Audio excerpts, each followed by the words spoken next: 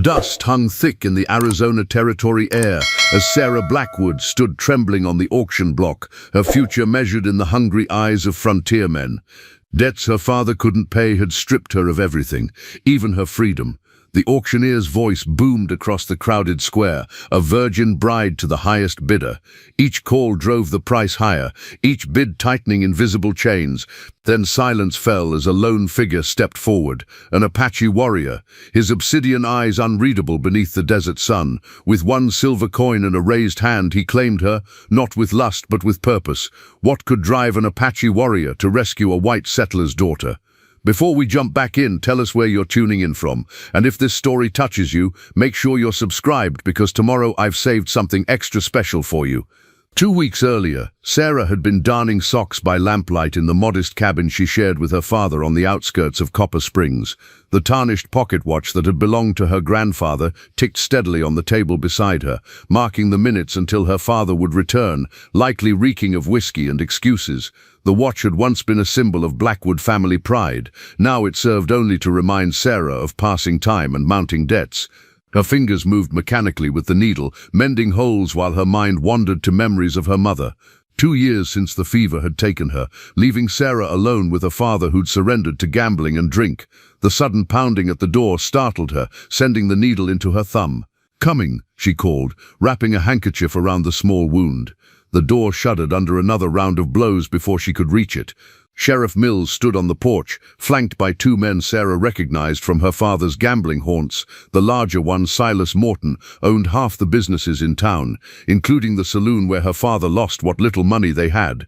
"Miss Blackwood," the sheriff said, removing his hat with a formality that chilled her. "These gentlemen have come to collect on your father's debts." "He's not here," she replied, clutching the doorframe. "But he'll be paid soon. The cattle—" "There ain't no cattle coming," Morton interrupted. "Your pa sold that lie to everyone in town. Man's got nothing but this worthless patch of dirt and you." Sarah's throat tightened.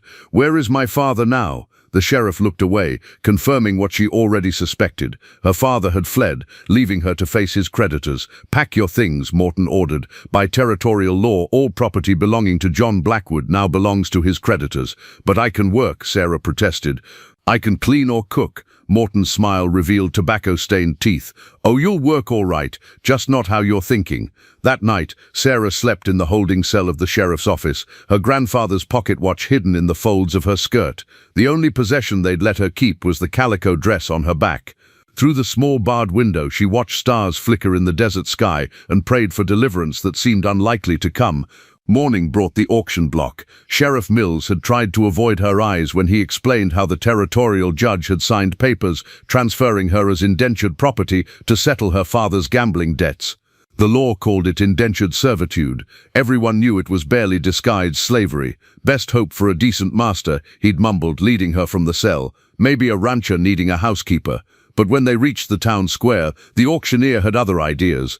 "We've got something special today," he called to the gathering crowd, his eyes lingering on Sarah's face, then trailing down her body. "Young, healthy female. Untouched, so my sources say. Perfect for a man wanting a proper wife without the courtship." The meaning of his words crashed over her. They weren't selling her labor, they were selling her body, her virtue, her future. "No," she whispered, pulling against the sheriff's grip. "You can't do this." "It's already done," he replied, not unkindly. Judge signed the papers. She thought about running but knew she wouldn't get far. The desert would kill her if the men didn't catch her first. With no family, no allies, and nowhere to go, Sarah stepped onto the wooden platform as the crowd of men gathered closer, their expressions ranging from sympathy to naked hunger. As the bidding began, she closed her eyes and clutched the hidden pocket watch, its steady ticking against her leg, the only reminder that time would continue to pass, even through this nightmare. Perhaps death would have been kinder than what awaited her now, but some stubborn part of her refused to surrender to despair. Then the crowd fell silent, and Sarah opened her eyes to see what had caused the sudden hush. Beishu had not planned to enter the white man's settlement that day. He had come to the outskirts only to trade herbs for supplies, a necessary risk he took 4 times each season. The small medicine pouch at his hip contained rare desert plants that white doctors sometimes purchased for their own remedies, though they rarely acknowledged where such knowledge originated. He had been about to leave when he heard the commotion in the town square. Curiosity, a trait his elders often warned would bring him trouble, drew him closer. Keeping to shadows and alleyways, he watched the gathering crowd. Most Apache avoided white settlements entirely, but Biddy Shu had long walked the dangerous space between worlds. The sight of the young woman on the auction block stirred something deep within him. Her posture spoke of terror, barely contained, of dignity struggling to survive. He had seen such auctions before, of horses, cattle, even of Mexican and Indian captives, but something about this woman's quiet defiance reminded him of his sister before raiders took her many seasons ago. His hand moved to touch the medicine pouch, feeling the sacred herbs inside. The dreaming sage had told him 3 nights past that he would find what was lost. He had assumed it meant he would locate the rare white sage he sought in the northern canyons. Now he wondered if the old medicine woman had seen something more. Bigali shook, slipped his hand inside the pouch, fingers finding the single silver coin he kept as payment for his herbs. 1 coin, all that remained from his last trading journey. It would buy enough supplies to see him through the coming months. Without it, winter would bring hardship. $20. Do I hear 25? The auctioneer's voice cut through his thoughts. Look at her, gentlemen. Finest stock you'll find. The men called their bids, their voices carrying the same tone they used when pricing cattle. Bigali Shu watched the woman's face, saw her retreat deep inside herself as the bids climbed higher. Her spirit was separating from her body, a dangerous state he had seen in those who had endured great trauma. Decision made, Bigali stepped from the shadows. The crowd parted instinctively, conversations halting mid-sentence as he approached. Fear and hatred flashed across many faces, reactions he had grown accustomed to over the years. His height and the scars that marked his face tended to silence even the boldest white men.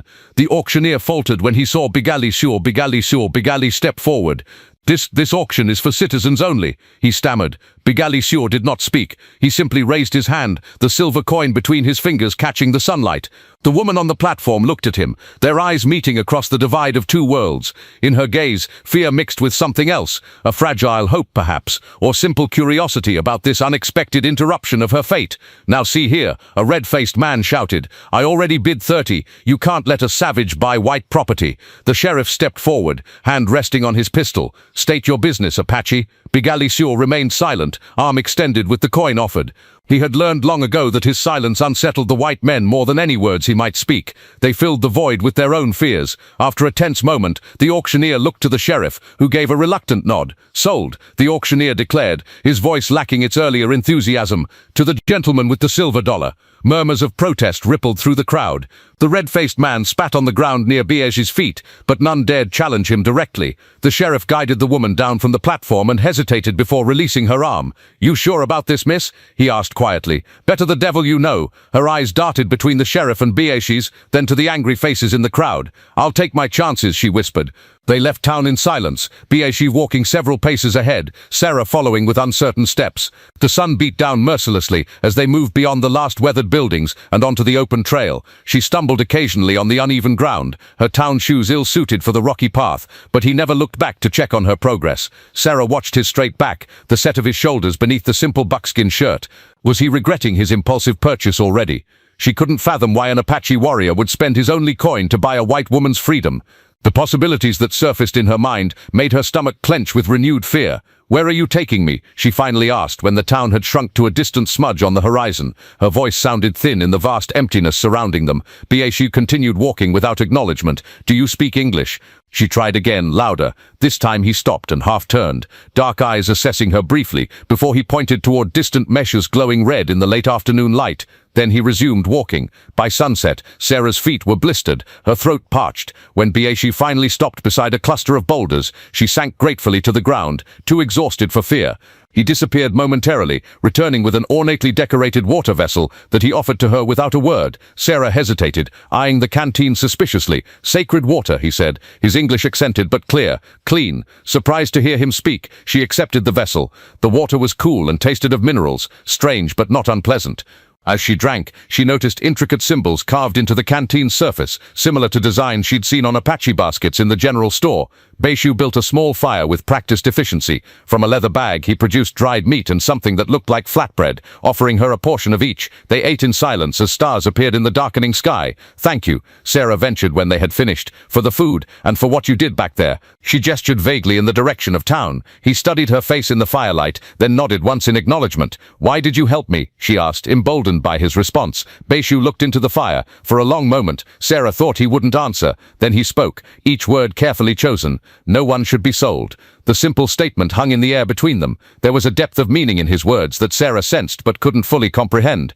She wondered what experiences had taught him such a lesson. When Beishu unrolled a blanket and gestured for her to rest, Sarah realized she was expected to sleep in the open desert. Despite her exhaustion, anxiety surged anew. Once he slept, perhaps she could slip away, find her way back to town. Surely someone there would help her, the preacher's wife maybe, or the schoolteacher. But as she lay wrapped in the rough blanket, watching Beishu settle against a boulder with apparent intention to keep watch through the night, Sarah reconsidered. What awaited her in Copper Springs except more men like Morton? At least this quiet Apache had shown her basic decency. Sleep claimed her despite her fears. She dreamed of her mother's gentle hands, of home, of a time before grief and debts had unraveled her world. Sometime in the deepest part of night, Sarah woke with a start. The fire had burned low, and Beishu appeared to be dozing. Moving carefully, she rose and began walking back toward town, guided by starlight. She had gone perhaps half a mile when a shadow materialized beside her, causing her to stifle a scream. "Not safe," Beishu said simply, pointing back toward their camp. "Coyotes, snakes." He paused, then added, "Bad men." Their eyes met in the moonlight. Sarah realized he had likely been awake the entire time, anticipating her attempt to flee. "Where are you taking me?" she asked again. "To safety," he answered. "For now." By midday, they reached a small canyon nestled between two towering mesas. A crude dwelling stood against the red rock wall, part cave, part structure, with juniper posts supporting a roof of branches and clay. Nearby, a small spring bubbled from stone, creating a pocket of green life in the otherwise harsh landscape. Sarah paused, struck by the unexpected beauty of the place. The sun illuminated the canyon walls in shades of ochre and crimson, while eagles circled high above. She had expected to be brought to an Apache camp filled with hostile faces. Instead, this solitary dwelling spoke of isolation. "You live alone?" she asked, following Beashir toward the entrance. He nodded, ducking inside. Sarah hesitated before stepping into the dimness. The interior was surprisingly neat. Sleeping mats on one side, cooking area on another. Various pouches, baskets, and tools hung from the walls. In one corner stood a loom with a half-finished blanket of intricate design. Beashir gestured to a small mat. "Yours," he said simply, then pointed to a larger mat across the dwelling. "Mine." The clear separation of space eased some of her anxiety. He retrieved something from a basket, a square cloth covered with colorful beadwork. Unfolding it before her, he pointed to a beaded symbol. "Water," he said clearly, then pointed to the spring outside. Sarah realized with surprise that the cloth was a teaching tool. Each symbol represented a different word. "Water," she repeated tentatively. A ghost of a smile touched his lips. He pointed to another symbol. "Fire, fire," she echoed. For the next hour they continued this way, Beashir pointing to symbols, Sarah repeating the Apache words. Some sounds felt impossible for her tongue to form correctly, bringing frustration, but he showed unexpected patience. When they took a break, Sarah ventured outside to the spring. Kneeling beside the clear water, she splashed her face and caught her reflection, sunburned, hair tangled, eyes hollow with exhaustion. She barely recognized herself. Movement caught her attention. Looking up, she glimpsed other dwellings in the distance, tucked into the canyon walls. Smoke rose from several locations, evidence of an Apache encampment perhaps half a mile away. When Bem flew at Fleury, she pointed toward the distant smoke. "Your people." He nodded. "My people, not my home." The distinction intrigued her, but she didn't press. Instead, she gestured to herself, "Sarah," then pointed to him with a questioning look. "Bem flew at Fleury." She attempted, mangling the pronunciation. That ghost of a smile returned. "Bem flew at Fleury means he who carries." Sarah tried again, still butchering the sounds. She shook her head in frustration. "What do I call you?" He considered for a moment. "Bem flew at Fleury. Flew at Fleury. Your poles, Mantagokomanaus." "Sarah," he echoed, the name sounding different in his accented voice. Tustedin approached. Bem flew at Fleury. Pussins taught her to prepare a simple meal of beans, dried meat, and wild greens. The domestic activity felt surreal after the terror of the auction block. Though the threat of violence had receded, Sarah remained acutely aware of her vulnerability. This man, this stranger, controlled her fate now. After eating, Bem flew at Fleury. Pussins fork he troftel cried. Bem flew at Fleury. Homni wakini woab. The nem flosel kon da pussins faced. Bossen schaffen son the act to go. stones, the name out Santidef, Stuldum Stradatalio Topples, Far of Oriwak, Sarah the Nui, Witsossi Dun, Face Dot of Cotton Clumps, Dan Tanda, End of Ordinance, Pop the Close, Pop Start Hose and Budatal Sheldo Bap Triad Kotic, which end in a recarted Zand, fourth the names, Pop we seen Don, Word the Fled, Tolba Liver Sum, Pot Cotton Doct, Pot what topple vault, pot what color coffee ILD might pot, wobble tet remington tubus, under dawn senfanaud, foul tot cottos emi edishapis, which up be potapasum, foul top and sub my betoppy, one with voucher fun pot top life, foul top life pot. When Sarah struggled with a particularly difficult word, he surprised her by retrieving a small amount of sand from outside, sprinkling it into patterns that matched the beaded symbols. Writing, she realized aloud, watching him trace the shapes with a steady finger. He nodded, guiding her hand to try the same motions, his touch impersonal but not unkind. That night, lying on her mat in the unfamiliar darkness, Sarah listened to Besh's steady breathing from across the dwelling. Tomorrow, she would learn more words, she decided. Understanding might be her only path to safety, or escape, should it become necessary. Outside, a coyote called to the rising moon, its lonely voice echoing Sarah's unspoken fears. Yet beneath her anxiety lay something unexpected, a fragile seed of curiosity about this silent man and the world he inhabited. Dawn found Sarah already awake, watching golden light creep across the dwelling's earthen floor. Besh had risen earlier, his sleeping mat empty. The unfamiliar sounds of morning in the desert, birdsong, the whisper of wind through juniper filled the silence. She ventured outside, finding Besh kneeling by the spring, washing. When he straightened and turned, Sarah gasped involuntarily. In the clear morning light, with his buckskin shirt removed, she could see the network of scars across his chest and back, some appearing to be from burns, others clearly made by knife or bullet. Besh quickly pulled his shirt back on, his expression unreadable as he walked past her into the dwelling. "I'm sorry," Sarah said, following him. "I didn't mean to stare." He nodded once in acknowledgement, then busied himself with morning tasks. When he handed her a wooden bowl of some grain porridge, Sarah noticed similar scars on his forearms. "Your scars," she ventured cautiously, "from battle." Besh paused, then made a gesture that seemed to encompass more than simple fighting. "Some, others from when I was taken by blue coats, U.S. cavalry." He touched a circular scar on his arm. 7 winters as prisoner, escaped 3 summers past. The revelation stunned her. 7 years as a prisoner of war explained his knowledge of English, perhaps even his isolation from the main Apache camp. "Is that why you live apart from your people?" she asked. Besh's face hardened slightly. "Partly." He returned to his meal, signaling an end to the conversation. After breakfast, Besh showed Sarah where to find water, gather firewood, and identify edible plants near the dwelling. Though his instructions were minimal, Sarah paid careful attention. Survival in this harsh land would depend on such knowledge. When Besh left to check his traps, Sarah explored the dwelling more thoroughly. Behind a hanging blanket, she discovered a small alcove containing items that seemed more personal, what appeared to be ritual objects and, most notably, several wooden carvings. She carefully examined one, a partially completed female figure, the features delicately rendered, but the body left unfinished. The grain of the wood had been incorporated into the design with remarkable skill. A deep gouge marred one side of the carving, as if the creator had suddenly driven a knife into it in anger or grief. "My sister," Besh's voice came from behind her, making Sarah jump guiltily. She hadn't heard him return. "She's beautiful," Sarah said, carefully replacing the carving.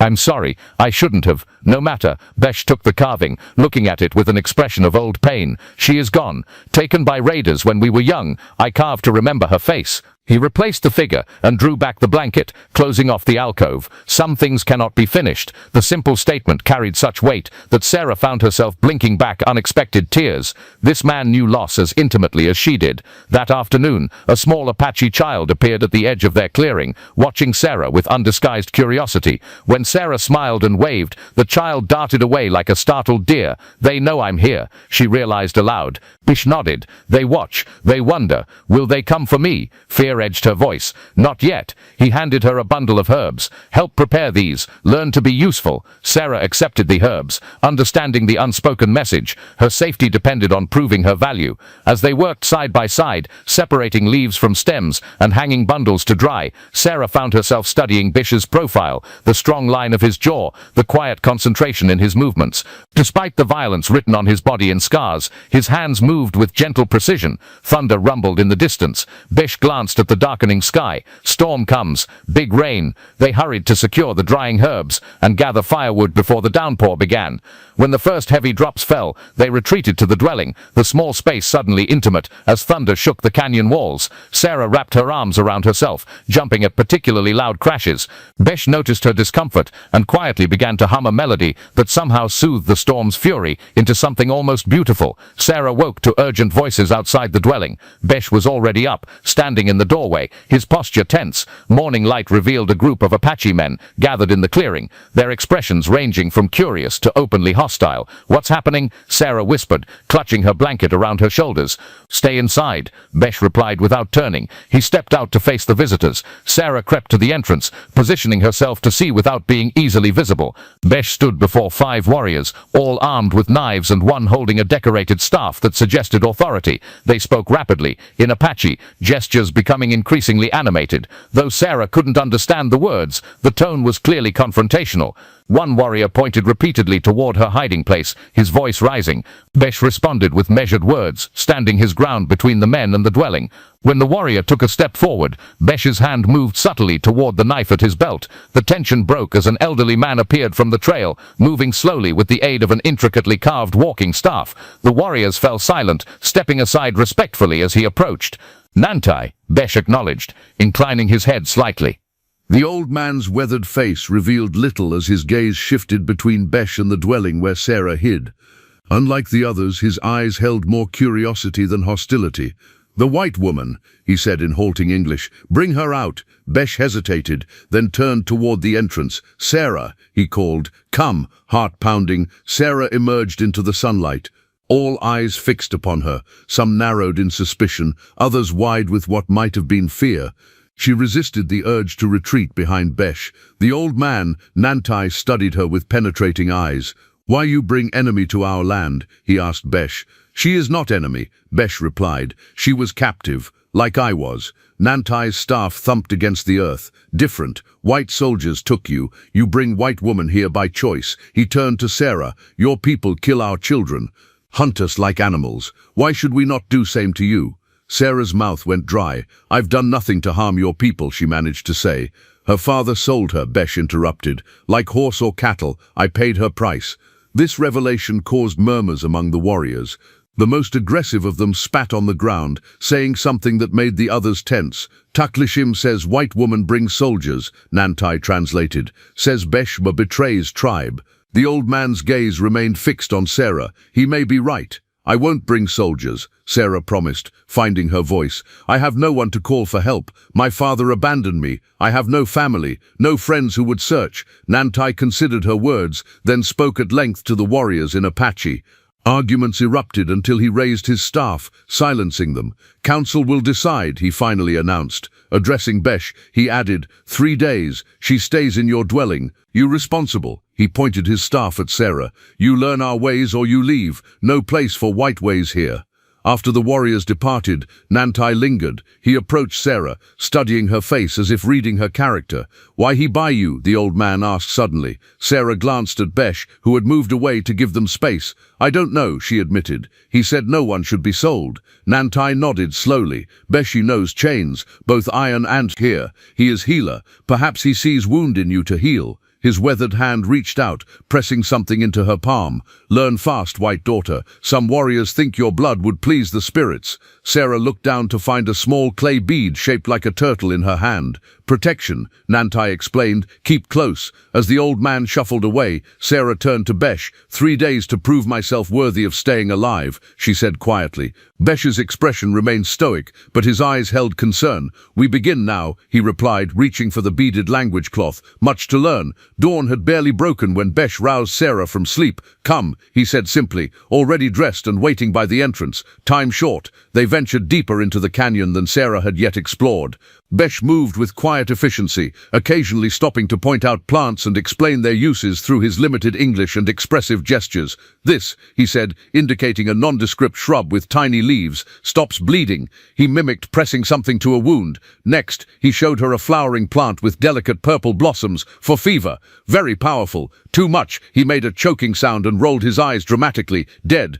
Despite the gravity of her situation, Sarah found herself smiling at his crude but effective explanations. She recognized some plants from her mother's own herbal knowledge, though the names differed. "My mother used this for coughs," she said, pointing to a familiar-looking plant. She called it mullein. Besh nodded approvingly. "You know plant medicine?" "Some," Sarah admitted. "My mother taught me before she died, but I don't know these desert plants." A look of interest crossed his face. "Show me what you know." As they gathered herbs, Sarah explained treatments her mother had taught her: poultices for wounds, teas for various ailments, salves for burns. Besh listened intently, occasionally asking questions that revealed his own extensive knowledge. By midday, they returned to the dwelling with a bundle of medicinal plants. Besh produced a smooth stone mortar and pestle, demonstrating how to grind certain leaves into a paste. "Now you," he instructed, handing her the tools. Sarah's first attempts were clumsy. The leaves clumped unevenly, and the paste was too watery. Besh watched without comment, only occasionally adjusting her technique with gentle hands guiding hers. As she worked, a shadow darkened the entrance. An Apache woman stood there, regarding Sarah with undisguised suspicion. She spoke rapidly to Besh, who responded calmly. After a terse exchange, the woman reluctantly entered, carrying a small basket. "Nasha," Besh introduced her. "She helps teach you." Nasha was perhaps 10 years older than Sarah, with hard eyes that suggested difficult years. She placed her basket down with deliberate movements, then spoke to Besh again, her tone making it clear she was here under duress. "She says you will ruin good medicine." Besh translated with the hint of a smile. "I tell her you already know some healing ways." Nasha snorted in disbelief, but began unpacking her basket, revealing various dried herbs, roots, and what appeared to be animal parts: hooves, teeth, bits of bone. She arranged these methodically, then looked at Sarah expectantly. Through Besh's translation, Sarah learned that Nasha had reluctantly agreed to teach her proper preparation of Apache medicines at Nantai's request. The older woman demonstrated grinding techniques, proper amounts, and mixing procedures with brisk efficiency. Though Nasha's instruction was delivered with evident reluctance, her knowledge was impressive. She showed Sarah how certain herbs must be harvested by moonlight, others only at sunrise. Some required special prayers or songs during preparation to activate their power. Sarah absorbed everything eagerly, recognizing that her survival might depend on this knowledge. When she successfully prepared a simple healing salve under Nasha's critical eye, the woman gave a grudging nod of approval. "She says your hands know the plants," Besh translated. "Tell her thank you," Sarah replied, genuinely grateful despite Nasha's coldness. The afternoon continued with Sarah practicing under Nasha's supervision. By the time the sun began to set, her fingers were stained green, her back ached from bending over the grinding stone, but she had mastered several basic preparations. As Nasha packed her basket to leave, she paused, studying Sarah with marginally less hostility.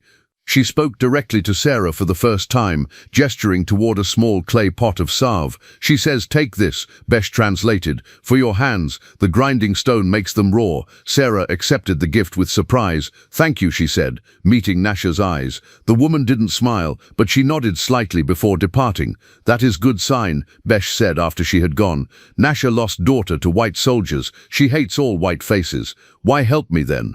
Sarah asked, applying the cooling salve to her blistered palms. Nantai asked, Besh replied, and he hesitated. "She respects healing gift. If you have it, she will see." Sarah looked down at her stained hands. "Do I have it?" Besh's rare smile briefly appeared. "We will find out." On the third day, as Sarah and Besh were sorting dried herbs outside the dwelling, distant whoops echoed through the canyon. Besh stiffened, his hands freezing mid-task. "What is it?" Sarah asked, alarmed by his reaction. "Hunters return," he replied, his voice tight. "Many warriors. Not all know about you." He quickly gathered their work. "Inside. Stay quiet." They had barely retreated into the dwelling when the sound of approaching horses reached them. Besh positioned himself in the doorway, partially blocking Sarah's view of the clearing. Through the gap, she saw a procession of mounted warriors, their horses laden with game. They were dusty from travel, but jubilant in the way of successful hunters. Several carried bows and lances decorated with fresh scalps, a sight that made Sarah's blood run cold. At the head of the group rode a tall warrior, whose bearing suggested leadership. Unlike the others, he wore a cavalry officer's jacket, incongruous above his Apache leggings. He reined his horse sharply upon seeing Besh, his expression darkening. "Nashoba," Besh murmured, almost to himself. The warrior dismounted in a fluid motion, stalking toward the dwelling. He called out in Apache, his tone challenging. Besh responded calmly, not moving from his protective stance. The exchange grew heated, Nashoba's voice rising as he gestured emphatically toward the dwelling. Other warriors gathered, forming a loose circle around the confrontation. Sarah recognized Taklishim among them, his face twisted with satisfaction as he spoke rapidly to Nashoba, clearly informing him about her presence. Nashoba's next words required no translation. The rage in his voice transcended language barriers. He attempted to push past Besh, who firmly stood his ground. Their standoff lasted several tense heartbeats before Nashoba reached for the knife at his belt. In the split second before violence erupted, Sarah stepped into view. "I'm here," she said, her voice steadier than she felt. "I'm the white woman." Nashoba's dark eyes locked onto her with such hatred that Sarah unconsciously clutched the turtle bead hanging around her neck. He barked a question at Besh without taking his gaze from Sarah. "He asks why I bring enemy to Sacred Canyon," Besh translated, his body still positioned protectively between them. "Tell him I'm not an enemy," Sarah replied. "Tell him I'm learning your ways, the healing ways." When Besh translated, Nashoba laughed harshly. He spoke again, this time drawing a finger across his throat in a universal gesture. "He says white medicine is poison," Besh said quietly. "Says only good white person is dead one." The situation might have deteriorated further had Nantai not appeared, making his way slowly through the gathered warriors with the authority of age and wisdom. He spoke at length, occasionally gesturing toward Sarah and Besh. Though his voice remained low, the power of his words was evident in the warriors' respectful silence. Nashoba responded angrily, pulling something from his saddlebag, a broken arrow with unusual markings. He thrust it toward Nantai, speaking rapidly. "What's happening?" Sarah whispered to Besh. "Nashoba finds this arrow near hunting grounds," Besh explained tensely. "Says it belongs to Blue Mountain Apache enemies. Says spirits angry because white woman in Sacred Canyon."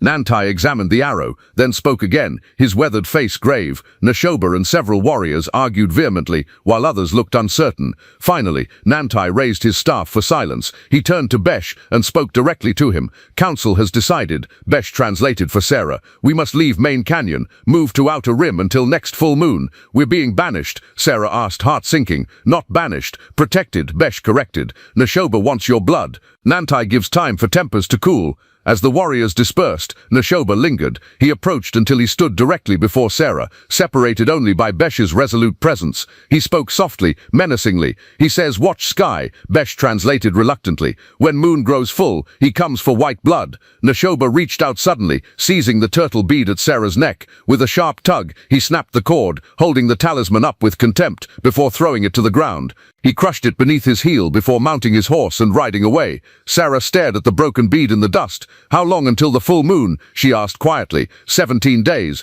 Besh replied. "We pack now, leave before sunset." Their new shelter near the canyon rim was more primitive, a simple lean-to nestled against a rock overhang. From this higher vantage, they could see across the vast desert to distant mountains shimmering in the heat. They could also spot anyone approaching long before they arrived. For 5 days, Sarah and Besh established their new routine. They gathered food and medicinal plants, improved their shelter, and continued Sarah's education in Apache ways.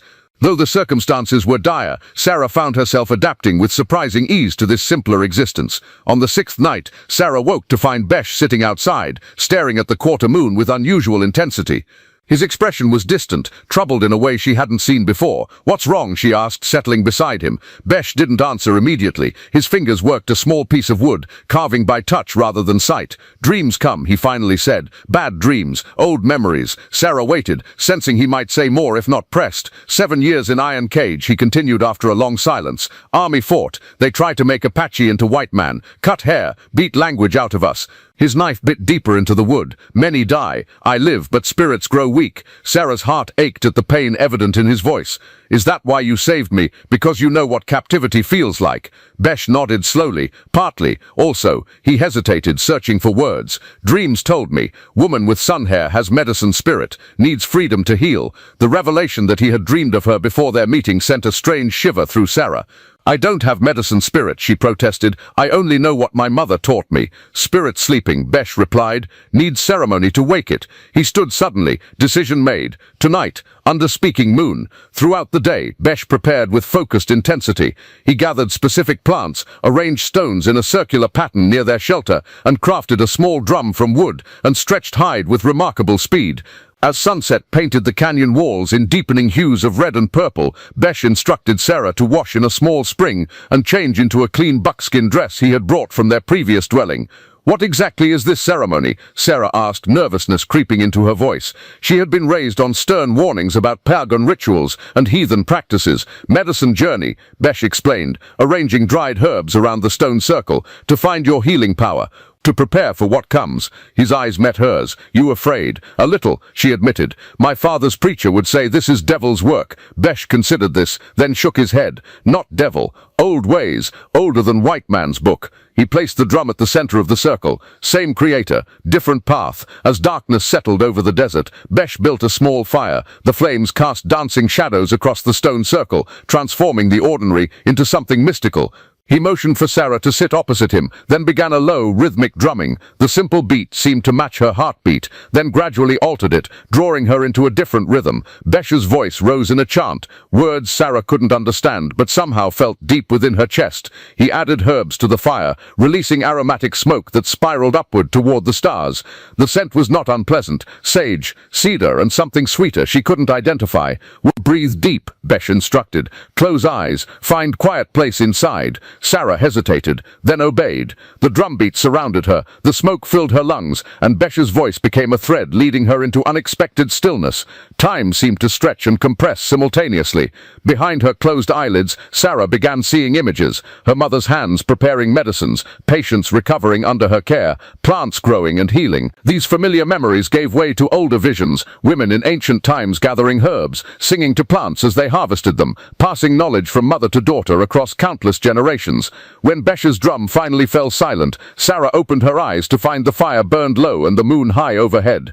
Tears streaked her face, though she couldn't recall crying. "What did you see?" Besh asked softly. "Women," Sarah whispered. "Healers. So many of them, stretching back through time. My mother was there and others before her." Besh nodded, unsurprised. "Medicine lineage. Healing gift passes through blood." He reached across the dying fire to touch her forehead gently. Now spirit awake, now ready to learn deeper medicine. As dawn broke over the canyon rim, Sarah felt fundamentally changed, as if the ceremony had reconnected her to something essential she hadn't known was missing.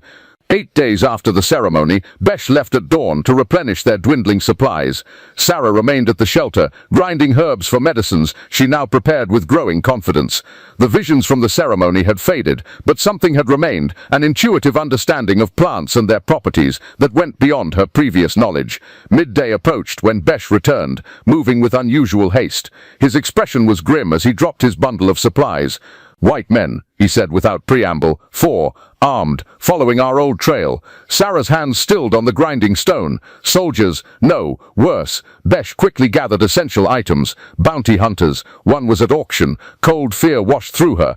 "How did they find us?" "Sheriff told, or trader." Besh's movements were swift, efficient. "Man at auction wears red beard." Recognized him.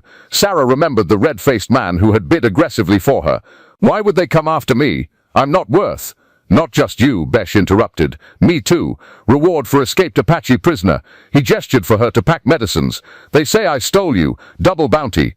As they hastily prepared to move deeper into the canyon system, Besh explained what he had overheard while hidden near the trading post. The bounty hunters had shown a crude wanted poster to the trader, asking about a white woman and an Apache man. The trader had mentioned rumors of a lone Apache living in the northern canyons. "How close are they?" Sarah asked, securing her medicine pouch. "Half day behind, but they have horses." Besh slung a water skin over his shoulder. "We go where horses cannot follow." They set off immediately, Besh leading them toward a narrow ravine that cut through the mesa. The path grew increasingly difficult, steep in places, requiring them to climb rather than walk. Despite her improved stamina from weeks of desert living, Sarah struggled to keep pace. "Can't we hide instead?" she gasped, scrambling up a rocky incline. "They have tracker," Besh replied grimly. "Papago scout. Finds trail easy on open ground." He pointed upward. "Need to reach high canyon, cross shale fields, leave no prints." By late afternoon they had climbed high enough to look back across the vast expanse they had traversed. In the distance, Sarah spotted movement, 4 riders following their path with methodical precision. "They're still coming," she whispered. Besh nodded, his face tightening. "Sun sets soon. Harder to track in dark." dark. They pushed on as daylight faded, navigating treacherous terrain in growing darkness. When Sarah stumbled, twisting her ankle on loose rock, Besh wordlessly lifted her onto his back and continued climbing, his breathing the only indication of exertion. Eventually they reached a small plateau, offering temporary shelter, a shallow cave barely deep enough for two people. Besh eased Sarah down, examining her ankle by touch in the darkness. Bad, he asked. I can walk, she insisted, though pain radiated up her leg. Rest now. I keep watch. He moved to the cave entrance, a silhouette against the star-filled sky. Despite her exhaustion, sleep eluded Sarah. Will they give up, she finally asked. No, Besh's response was matter-of-fact. Money too good. Redbeard wants revenge too. For what? Apache took his woman before, killed her rather than let him have her back. Besh's voice hardened. He thinks you are his property, thinks I stole what he paid for. Sarah shuddered at the implication. What will we do? Dawn comes, we move higher. Besh shifted slightly. I know place. Old ones lived there. Many passages, many caves. Good place to hide, bad place to follow. A sudden crack of gunfire echoed across the canyon, followed by a distant whoop. The hunters were firing randomly, hoping to provoke a response. They think to frighten us, Besh said softly. Make us run blind. What if they catch us? Sarah asked, voicing her deepest fear. Besh was silent for so long she thought he might not answer. Finally he turned toward her, his profile just visible in the starlight. I die fighting, he said simply. You? He reached over, pressing something into her hand, a small knife with a bone handle. You choose your path, live in chains or die free. The weight of the blade felt both terrible and comforting in her palm. Sarah tucked it into her belt, understanding this was both gift and burden, the power to determine her own fate, whatever came. 3 days of desperate evasion left Sarah and Besh deep within a labyrinthine network of ancient cliff dwellings. Built by people long vanished, the stone structures clung to the canyon walls like swallows' nests, accessible only by precarious handholds cut into the rock face. Sarah's ankle had improved enough for careful climbing, though Besh insisted on going first, to test each handhold. They found a defensible chamber high above the canyon floor, a small room with a single narrow entrance and tiny windows overlooking the approach from below. Ancient ones were wise, Besh observed, examining the stonework, built to see enemies coming, built to defend. While Sarah prepared a sparse meal of dried meat and cactus fruit, Besh slipped away to scout the area. He returned before sunset, carrying something wrapped in a scrap of cloth. Found Hunter's old camp, he explained, unwrapping the bundle. They leave in hurry, leave things behind. The bundle contained unexpected treasures, a small bag of coffee beans, a metal cup and several crumpled papers. Besh handed the papers to Sarah. White man's words, he said. You read. Sarah smoothed the first paper, an official-looking document with territorial government seals. Scanning it quickly, she frowned. It's a bounty notice, she explained. $300 for the return of dangerous Apache escapee. She looked up at Besh. That's you. He nodded, unsurprised. And others? The second paper was a crude map of the canyon region. The third made her blood run cold, a torn letter written in her father's unmistakable scrawl. Though incomplete, the content was clear enough, managed to settle the debt quite profitably. Morton paid $300 for the girl, thinking her virtuous. She'll fetch twice that at auction with the right marketing. I've paid off Jameson and still have enough to start fresh in California. No sense remaining in a territory where... The letter continued on the back. Concerns about legal complications are unfounded. The territorial judge signed the transfer papers himself for a mere $50. By the time anyone might question the arrangement, I'll be established under a new name in San Francisco. If your conscience troubles you, remember that Sarah always was too headstrong for her own good. A firm husband will... The remainder had been torn away, but Sarah had read enough. The room seemed to sway around her as the full truth crashed down. Her father hadn't merely abandoned her to creditors, he had actively sold her, profited from her misery, and planned the entire transaction in advance. Sarah? Besh's voice seemed to come from a great distance. He planned it, she whispered, the paper trembling in her hands. My father. He arranged everything, sold me for profit. $300. A harsh laugh escaped her. Apparently that's what a daughter's worth. Besh took the letter gently from her grasp, studying it, though he couldn't read the words. This hurts you, he observed quietly. I thought Sarah's voice broke. I thought he was weak, desperate. I told myself he had no choice. Hot tears spilled down her cheeks, but he had a choice. He chose money over his own child. The revelation unleashed something primal within her. Sarah seized the letter, tore it to smaller pieces, then hurled them toward the small fire. Unsatisfied, she grabbed her medicine mortar and flung it against the stone wall, where it cracked but didn't shatter. "I hate him," she screamed, her voice echoing in the ancient chamber. "I hope he dies alone. I hope he suffers." Besh remained motionless, allowing her rage its necessary release. When she finally collapsed, sobbing against the wall, he approached cautiously. "When blue coats took me," he said slowly, "my father fought, died fighting. Last thing I see is his blood on stones." He knelt beside her. "Long time, I think better to have living father, even bad one." "Is it?" Sarah asked bitterly. "No." Besh's answer was simple. "Dead hero, better than living coward." He gathered the torn pieces of the letter, placing them deliberately in the fire. Together they watched the paper blacken and curl, the hateful words turning to ash. "Your father dead now," Besh said as the last fragments burned away. "Not body dead, spirit dead. No longer father, just man who gave blood." Sarah wiped her tears, a strange calm replacing her fury. "You're right. He has no claim on me anymore." She looked at Besh, really seeing him through new eyes. "I choose my own path now." Besh nodded, satisfaction in his gaze. "Good medicine," he said simply. "Truth hurts, then heals." After 7 days in the cliff dwelling, with no sign of the bounty hunters, Besh deemed it safe enough to venture beyond their immediate shelter.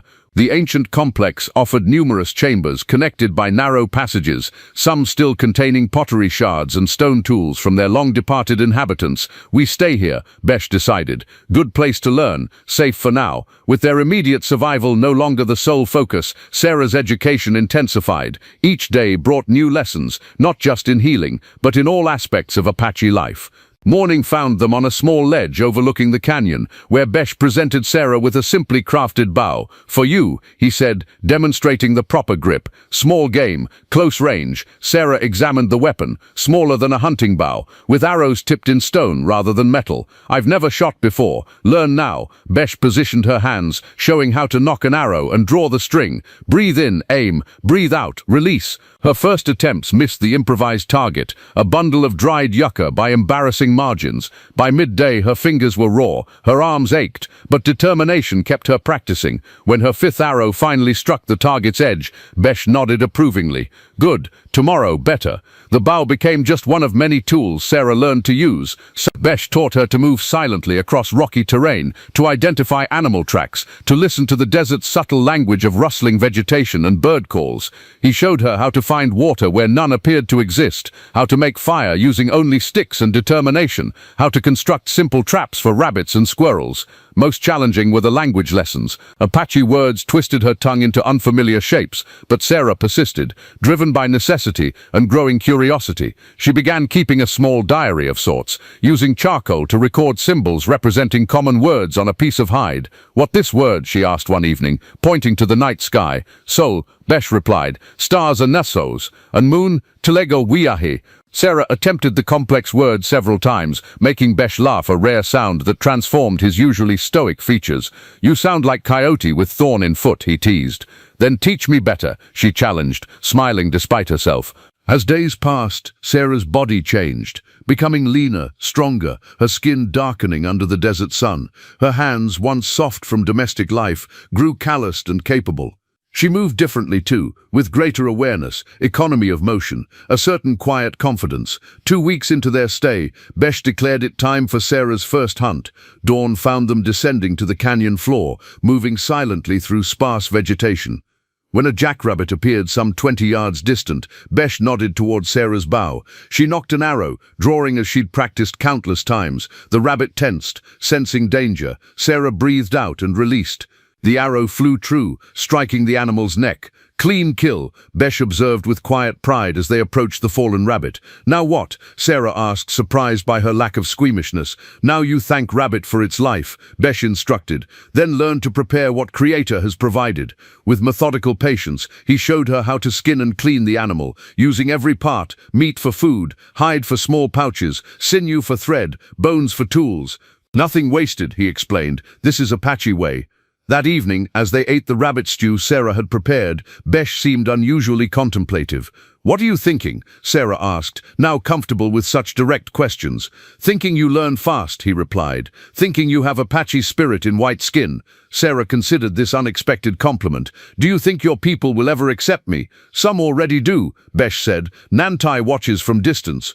Sends Nasha sometimes to observe you." "Nasha has been watching us?" Sarah was startled. "3 times while you practice bow, once while you prepare medicines." Besh nodded toward the canyon rim. "She reports to Nantai. Old man is wise, knows value when he sees it." The knowledge that they weren't as isolated as she'd believed was both unsettling and strangely comforting. "And Nashaba?" Besh's expression darkened. "Still waits for full moon. 8 days remain." Sarah touched the knife she now carried constantly at her belt. "Then we have 8 days to prepare." Besh studied her face in the firelight, noting the determination that had replaced fear. "Yes," he agreed with approval. 8 days to make you true Apache warrior." Sarah woke to find Nasha standing in the entrance of their dwelling, her expression unreadable. Behind her stood 2 other Apache women, their faces painted with red ochre lines that Sarah had learned signified a ceremonial gathering. "Nantai sends," Nasha said in her limited English. "Women make clay pots today. You come." Sarah glanced uncertainly at Besh, who nodded encouragement. "Go," he said. "Important to learn women's ways too." Gathering her medicine pouch and a small gift of dried herbs, Sarah followed the women down a hidden path that wound along the canyon wall. They moved in silence until reaching a secluded grotto where a spring created a small pool. Several more women sat in a circle, clay and tools arranged before them. Conversation ceased abruptly when Sarah appeared. Some women looked away, while others stared openly at the white woman in their midst. One elder spat on the ground, her hostility requiring no translation. Nasha spoke firmly, gesturing toward Sarah. Though she couldn't understand the words, Sarah recognized her name mentioned several times. The elder responded sharply, pointing at Sarah's hair, her skin, her clothes now a mixture of her original dress and Apache garments. "What does she say?" Sarah whispered to Nasha. "Says white woman cannot learn sacred ways." Nasha translated bluntly. "Says you have no right." Before Sarah could respond, another woman intervened, younger than the elder, but with similar features, perhaps her daughter. She spoke at length, occasionally gesturing toward Sarah's medicine pouch. When she finished, Nasha turned to Sarah. "Casa says you prove yourself first. Show healing knowledge." Sarah hesitated, then stepped forward. Kneeling before the group, she opened her medicine pouch and arranged several carefully prepared remedies, a salve for burns, herbs for fever, a poultice for wounds. With deliberate movements that needed no translation, she demonstrated the preparation and application of each. The women watched with varying degrees of interest. When Sarah finished, she offered the burn salve to the elder, who had opposed her presence. "For hands," Sarah explained in halting Apache, pointing to the woman's fingers, cracked and reddened from years of work with fire and clay. "Takes pain away." The elder stared at the offering, clearly torn between rejection and practical need. Finally, with a grunt that might have been acceptance, she took the small pot of salve and applied a tiny amount to her fingers. A collective breath seemed to release among the gathered women.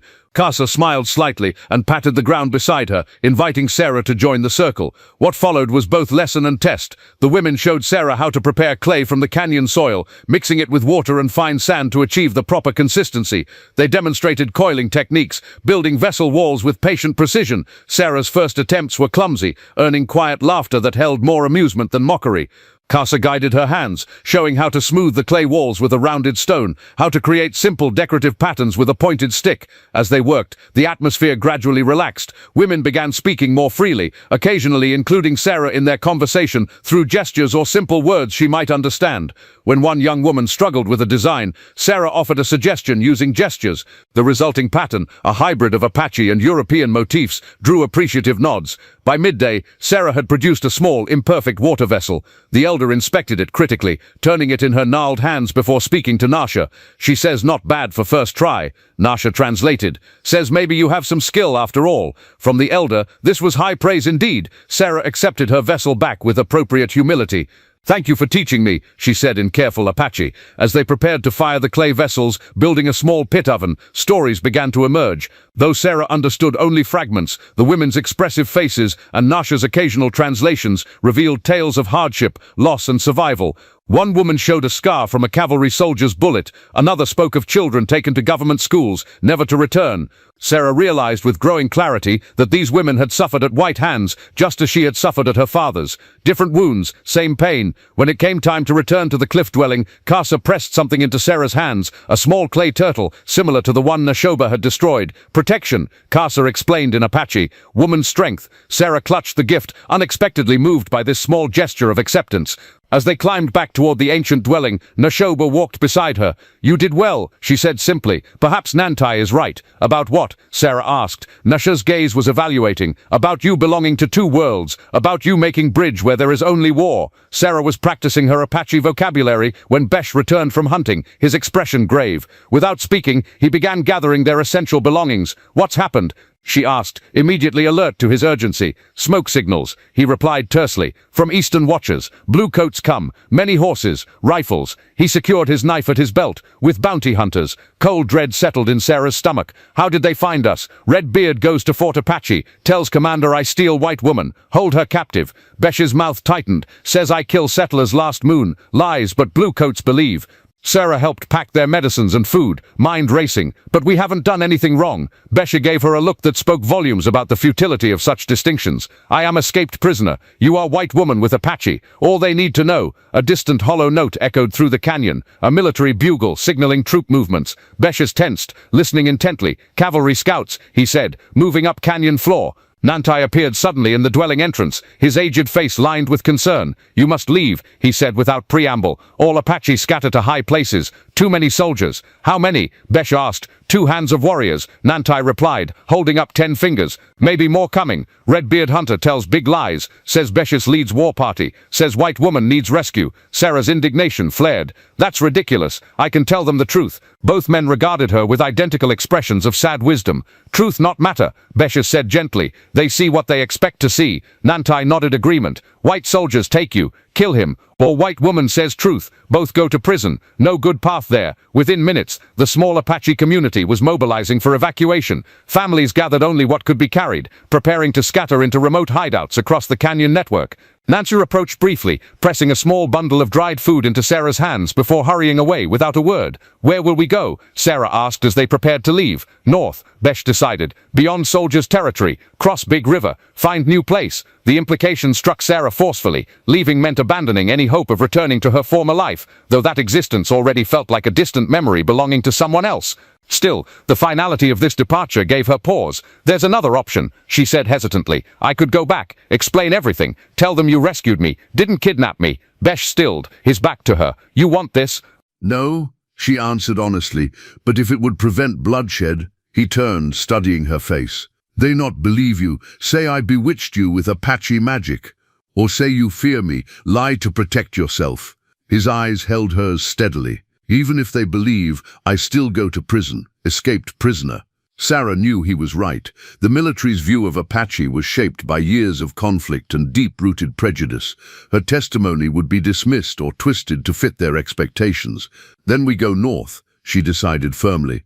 Nantai returned as they finished preparations, carrying something wrapped in deerskin. "For journey," he said, offering the bundle to Besh.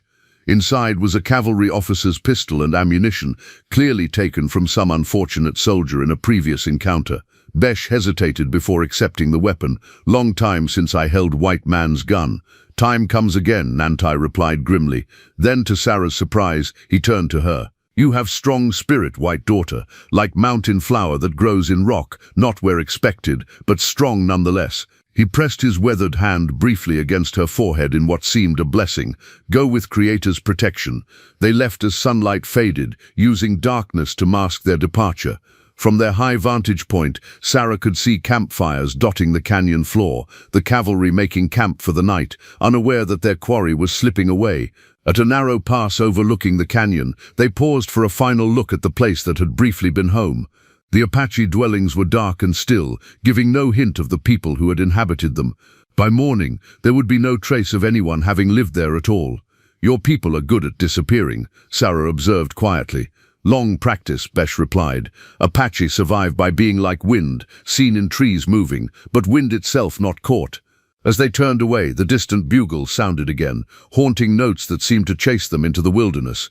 Sarah touched the clay turtle at her neck, drawing strength from its simple form as they vanished into the shadow of the mountains. For 2 days, they traveled through increasingly rugged terrain, climbing higher into mountains where twisted pines clung to rocky slopes.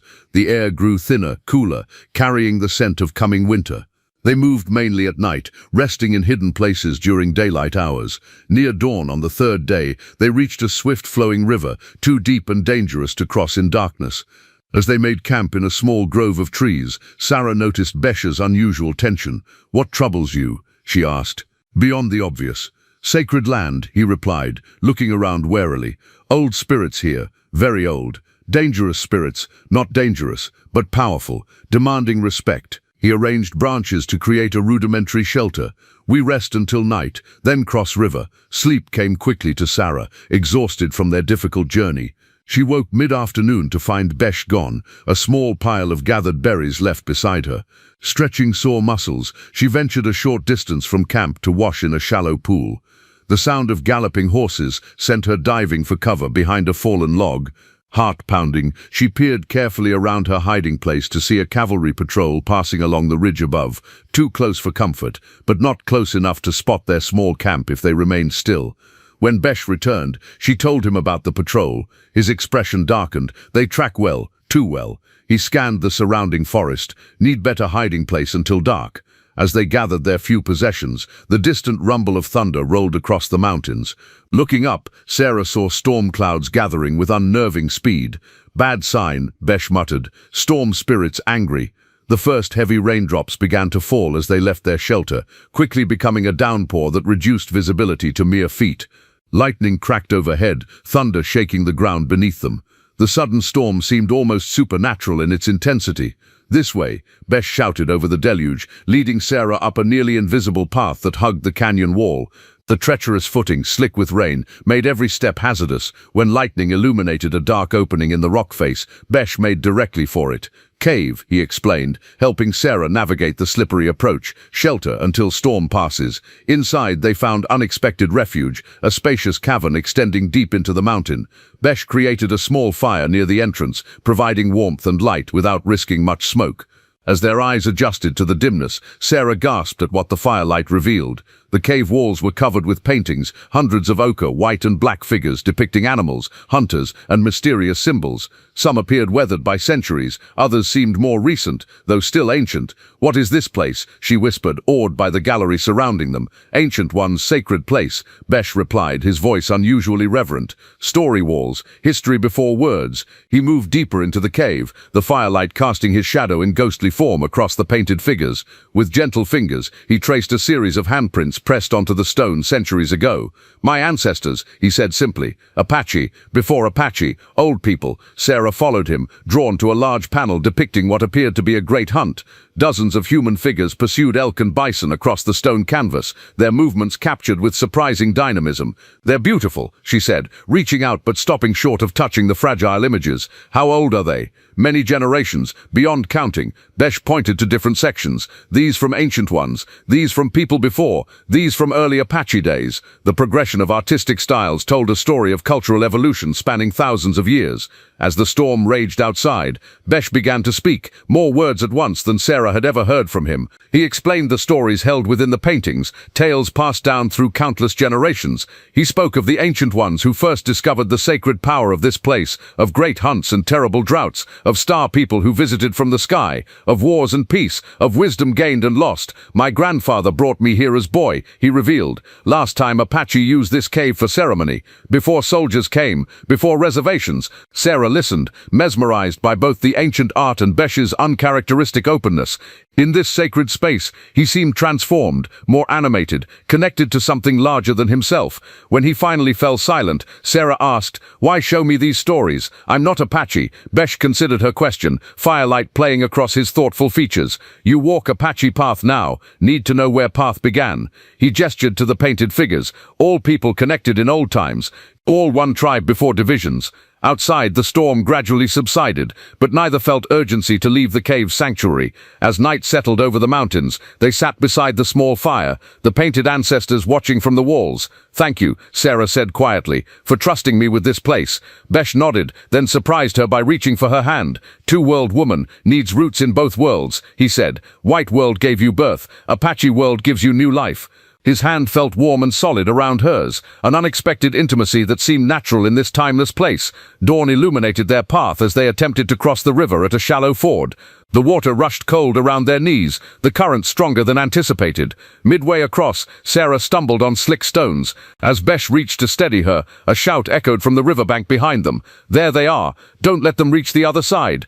Turning, they saw 4 mounted men, the bounty hunters, with Red Beard in the lead. Before they could dash for the opposite shore, rifles cracked, bullets spraying water inches from their feet. "Next one won't miss, Apache," Red Beard called. "Hands where we can see 'em." Besh's hand moved toward the pistol at his belt. Sarah clutched his arm. "Don't," she whispered urgently. "They'll kill you." For a tense moment, she thought he might fight regardless.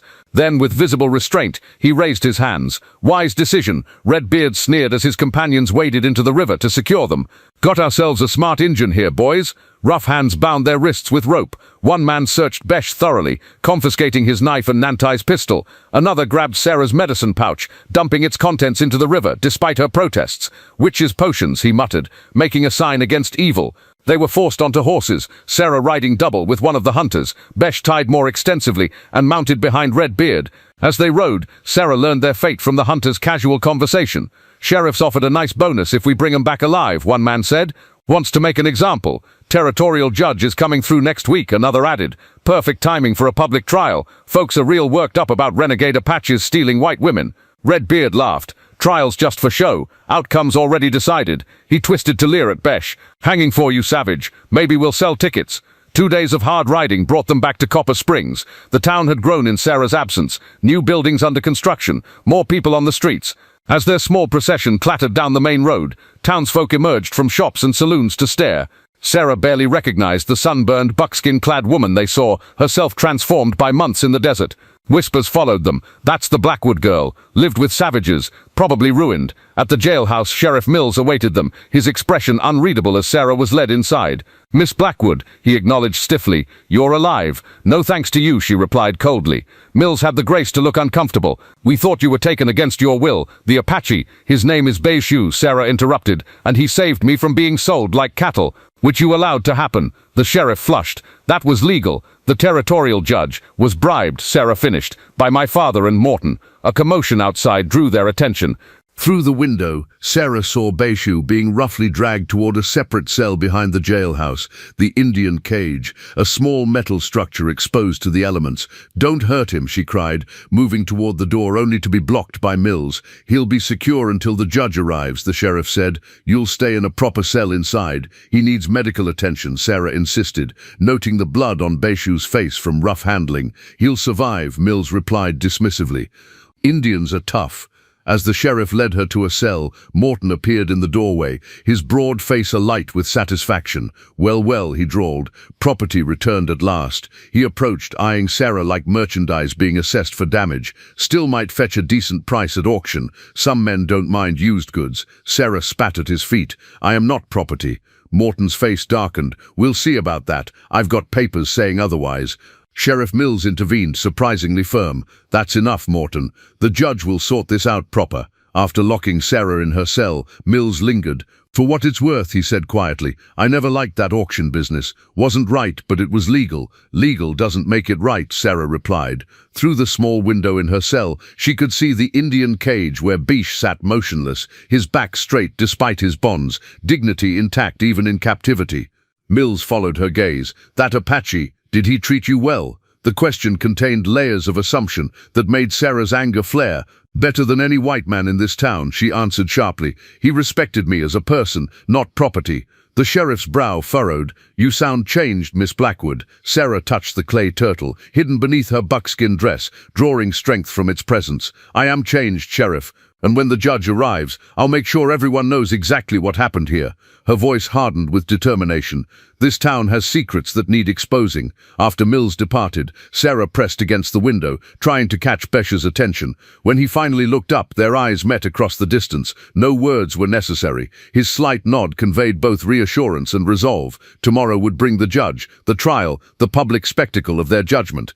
But something had shifted within Sarah, fear replaced by a calm, immovable certainty. She had survived the auction block, the desert, and Apache trials. She would survive this too, and ensure Besh did as well. Justice might wear a silver badge in Copper Springs, but true justice would require a different kind of courage. The territorial courthouse, newly constructed at the edge of town, buzzed with anticipation. Every bench was filled. Townsfolk pressed shoulder to shoulder to witness what the Copper Springs Gazette had dubbed the trial of the Apache kidnapper. Outside, those unable to fit inside gathered beneath open windows, straining to hear. Judge Hamilton Porter presided, a stern-faced man with shrewd eyes that missed nothing. Unlike his predecessor, Porter had a reputation for incorruptibility that made Morton and Sheriff Mills visibly uneasy. Sarah sat near the front, guarded but no longer bound. She had refused the offered dress, instead wearing her Apache garments with quiet dignity. Besh was brought in heavily shackled, his face impassive as whispers and jeers followed his entrance. The proceedings began with Morton presenting the original ownership papers, documents transferring Sarah as property to settle her father's debts. His testimony painted Besh as a savage who had stolen valuable property and corrupted a white woman with heathen practices. When Sarah's turn came to speak, she rose steadily, facing the crowded room without flinching. "My name is Sarah Blackwood," she began clearly. "I stand before you not as property, but as a free woman. Everything Mr. Morton has told you is a lie built upon corruption." A murmur rippled through the crowd as Sarah methodically dismantled the foundation of Morton's claims. She described her father's deliberate plot to sell her, producing the fragments of his letter that she had secretly kept. She detailed the bribery of the previous judge, the sheriff's willing complicity, and the sham auction that had treated a human being as merchandise. "This man," she said, gesturing toward Besh, "purchased my freedom with his only coin. He could have left me to my fate but chose compassion instead." Judge Porter leaned forward. "Miss Blackwood, are you stating that you went willingly with the Apache prisoner?" "I am, and I stayed willingly, learning medicine, language, and survival. I found respect among the Apache that was denied me here." This declaration caused an uproar. Porter banged his gavel repeatedly for order. "Your Honor," Morton interjected, "the girl's clearly been bewitched by savage ways. She's not in her right mind." "I've never been more clear-headed," Sarah countered. "Ask Dr. Peterson if I show any signs of mental confusion." The town doctor called forward, reluctantly confirmed Sarah appeared perfectly sane, if changed by her experiences. The judge studied the original sale documents with growing distaste. "These papers," he said finally, "while technically filed according to territorial procedure, represent a practice this court finds reprehensible and counter to natural law. No human being can rightfully be sold as property." He turned to Sheriff Mills. "And you, sir, facilitated this transaction?" Mills shifted uncomfortably. "It was legal at the time, Your Honor." "Legal but unconscionable," Porter replied sharply. His gaze moved to Besh. "As for the Apache prisoner, Beshu, as Miss Blackwood calls you, the matter of your escape from military custody remains. However, the kidnapping charges are hereby dismissed." The courtroom erupted in confused reaction, some protesting, others discussing the implications in hushed tones. Sarah held her breath, awaiting Besh's fate. Porter raised his hand for silence. "Before sentencing, new evidence has come to my attention." He gestured toward the back of the courtroom, where an unexpected figure appeared. Major Thomas Clark of Fort Apache, a distinguished officer known for fair dealings with Indian tribes.